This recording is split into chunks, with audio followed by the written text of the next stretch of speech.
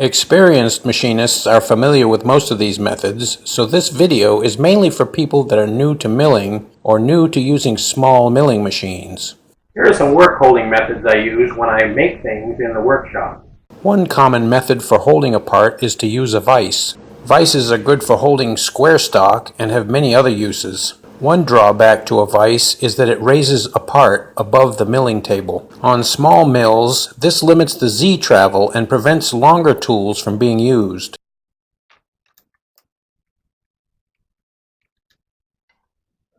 This is a mounting plate I made of aluminum. There are a couple of pegs on the back to line it up to the mill table.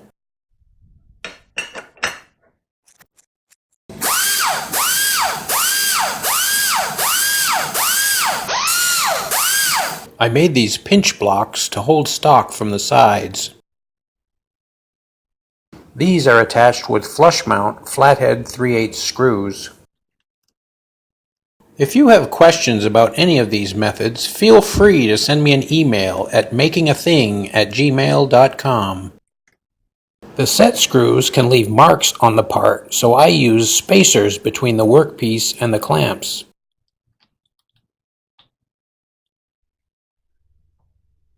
This is a good setup for facing off material.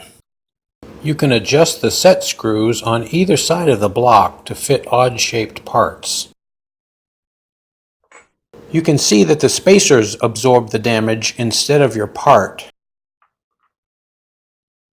You can mount directly to the plate, but it's a good idea to put some sacrificial material between a workpiece and a grid plate to avoid damage from drills or end mills.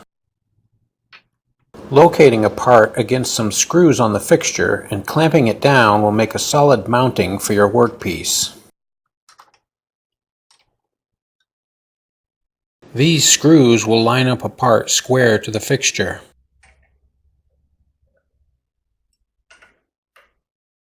You can mount a rotary table to the base plate to make many types of curved cuts.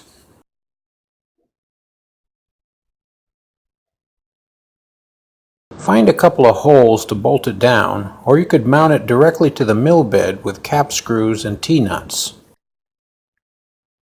A rotary table is very versatile and with practice can be used to make a large variety of curved shapes on parts. I've also made a round base plate with 1/4-20 holes in a radial pattern to mount workpieces to the rotary table.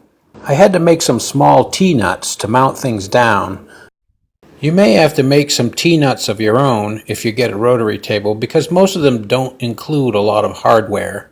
The holes in my T-nuts are made to accept 1/4-20 screws, but you could use M6 screws if you like metric.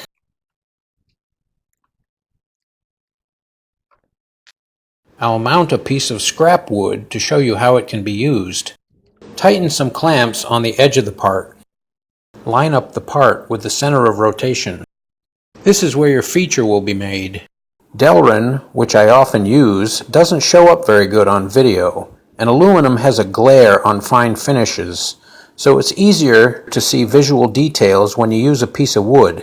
Make sure the clamps are out beyond where the cuts will be or you'll end up cutting into them. First, line it up and plunge in the center. On inside cuts, I rotate the rotary table counterclockwise to avoid chatter.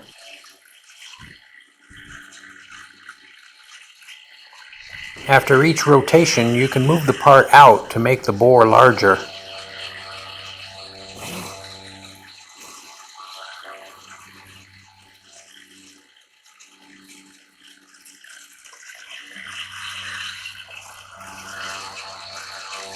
If you do this a few times, you can get to the size you want.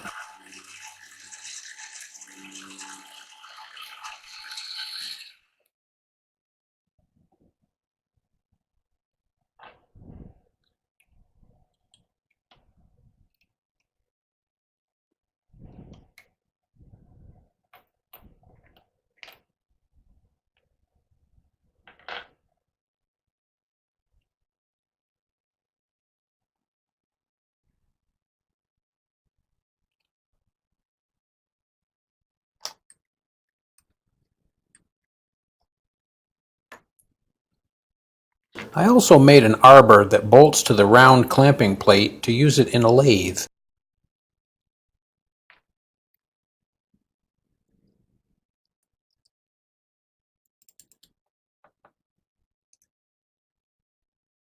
This end goes in the lathe chuck,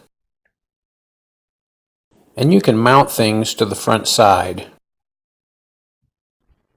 Remember to wear your safety glasses because eye injuries in the home workshop are not covered under workers' comp insurance.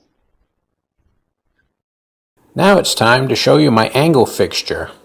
It can be clamped at any angle from 0 to 90 degrees. I'll make a few cuts to show what can be done.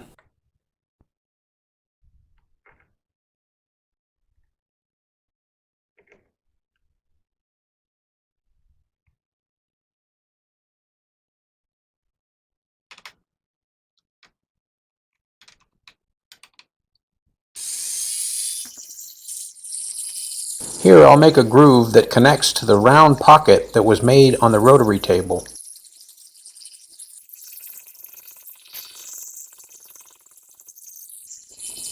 Now I can cut through to the back side.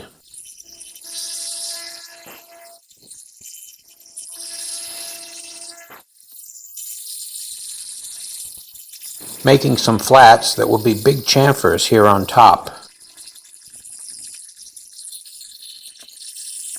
And some more cutting along the back.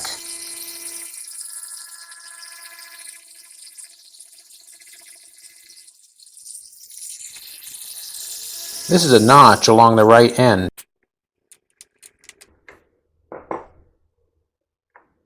As you can see, there are a lot of different angled features you can put on a part. If this video has been a help to you, please like and subscribe to see future projects and new videos. And if you need more details about anything you've seen here, you can leave a comment or send an email to makingathing@gmail.com. Time for you to go make something. This is a fixture. This is also a fixture, a round fixture. It's round. Has a lot of holes in it. This one does too.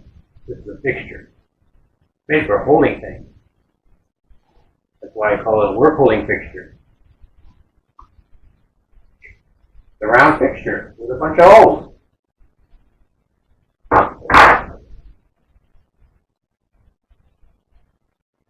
Forget that last one.